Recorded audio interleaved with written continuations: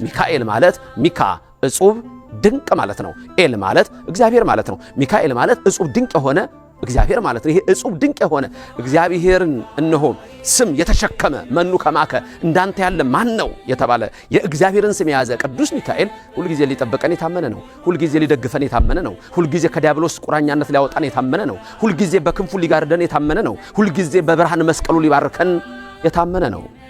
ሌሎች ድንገት እንደ ኢያሱ ያላደረጋችሁ ለመልአኩ ክብር ያልሰጣችሁ ካላችሁ ከዚህ ትምህርት ምን ትማራላችሁ? ኢያሱ መልአኩን ጌታ ያለው መልአክትን ጌታ ይበላችሁ ታውቃላችሁ? ኢያሱ ለመልአኩ ተንበርክኮ ሰገደ፣ ሰግዳችሁ ታውቃላችሁ?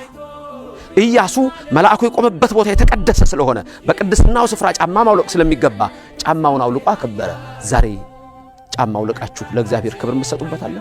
ይህ ሁሉ የለም።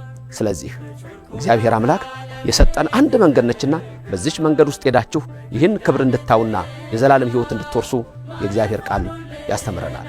በተረፈ ኦርቶዶክሳውያን በኢትዮጵያ ያላችሁ፣ በአፍሪካ ያላችሁ፣ በአረብ ሀገር ያላችሁ፣ በአውሮፓ ያላችሁ፣ በአውስትራሊያ ኒውዚላንድ ያላችሁ፣ በአሜሪካ ያላችሁ፣ በላቲን አሜሪካ ያላችሁ፣ በመላው ዓለም ሁሉ ላላችሁ የቅዱስ ሚካኤልን ጥበቃ ለምትተማመኑ ጥበቃው ከናንተ ጋር ይሁን።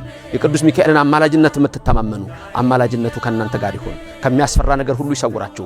የባህራንን የሞት ደብዳቤ ወደ ሕይወት እንደለወጠ በሕይወታችሁ የሞት የሆነውን ነገር ሁሉ ቅዱስ ሚካኤል ፈጥኖ ደርሶ ወደ ሕይወት ይለውጥላችሁ። ባህራንን ከዲያብሎስ እንዳዳነ ከምትፈሩት ነገር ሁሉ ያድናችሁ። ክንፉ ይጋርዳችሁ፣ መስቀሉ ይጠብቃችሁ። በዓሉን በዓለ ሐሴት ያድርግልን፣ በዓለ ትፍሲት ያድርግልን። የቅዱስ ሚካኤል ጥበቃ አይለየን። ባላችሁበት ሁሉ ልዑል እግዚአብሔር ይባርካችሁ። እግዚአብሔር በረድኤት ከሁላችን ጋር ይሁን። ክብርና ምስጋና ለስሙ ይድረሰው። የቅድስተ ቅዱሳን ምልዕተ ክብር ምልዕተ ውዳሴ መዝገበ ጸሎት አቁራሪተ መዓት ሰዓሊተ ምሕረት እማምላክ ወላዲተ አምላክ አማላጅነቷ ከሁላችን ይሁን።